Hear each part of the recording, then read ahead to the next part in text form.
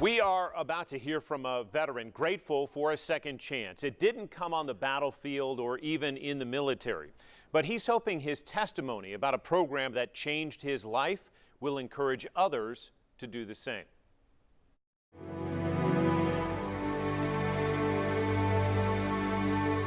Special for Oggs, Melvin Oggs, son of Mr. and Mrs. Eugene Oggs, Sweetwater, received the Army Commendation Medal during recent ceremonies in Vietnam.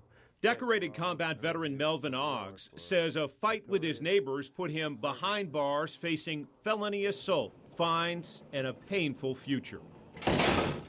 They charged me with assault to an officer. They charged me with carrying a gun, and which I did, but I was in my own yard when it happened. But before the legal case moved forward, this soldier, who at age 21 endured the traumatic loss of two friends at war, decades later saw fellow veterans come to his defense. They came to my rescue. He was a great guy, Vietnam vet. He worked at TVA. He was a quality manager, never had any problem in his life until then. Vietnam veteran Ed Janad leads the nonprofit Vet to Vet, founded to reach veterans in trouble. Volunteers focus on suicide prevention, navigating military benefits, and legal help. And one thing Vet to Vet learned a long time ago, it takes the community to make all this work. In the case of Melvin Oggs back in 2014, it was a diagnosis of post-traumatic stress, a 6-month therapy program through the court, and finally, expungement, meaning the legal charges against him cleared. Where would you be without this program? I'd probably still be struggling. So we just know how it changes people's lives. And Give us the kinds of crimes that people are coming to you with and saying, this is really hurting my ability to get a job and have a second chance, and how can you help? Honestly, anything, John, anything on your record. As soon as an employer or even a landlord, if you're trying to get an apartment, runs criminal background checks are run for a whole range of reasons. And so as soon as that background check is run and something's dinged, there's a record, it's going to cause a problem. And the director of clinical programs at the University of Tennessee Law School, Joy Radice, has organized expungement clinics for close to a decade, reaching hundreds of people. Hundreds and hundreds.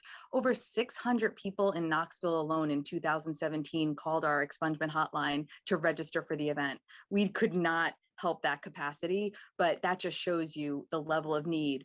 The one amazing thing about the events is just the immediate impact.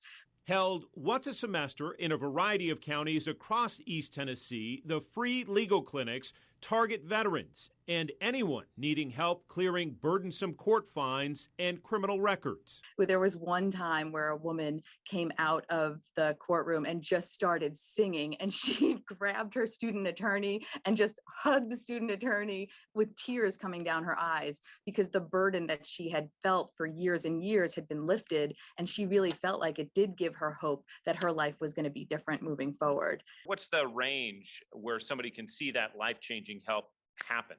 So when you sit down with a student, the more difficult, complex issues might take a little longer, but you could start working with a student attorney, and an hour and a half later, you've gone in front of the judge and you're ready to go. The first check I got was around $9,000. This 73-year-old veteran missed out on years of federal benefits from the Veterans Administration because it took decades to diagnose his post-traumatic stress tied to his service at war. That diagnosis alone was life-changing, but so is his outlook on life.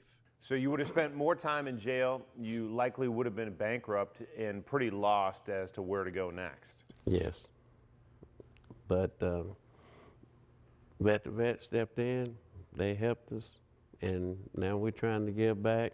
In the 7 years after his brush with the law, Melvin Oggs has become a mentor to other veterans. All of that is behind the air base in Benoit.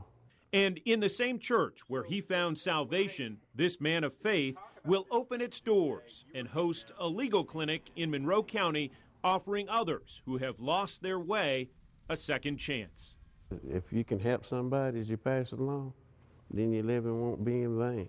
I mean, if I can help one of these guys get back on the right track, then I'm doing a pretty good job. I'm trying to give back.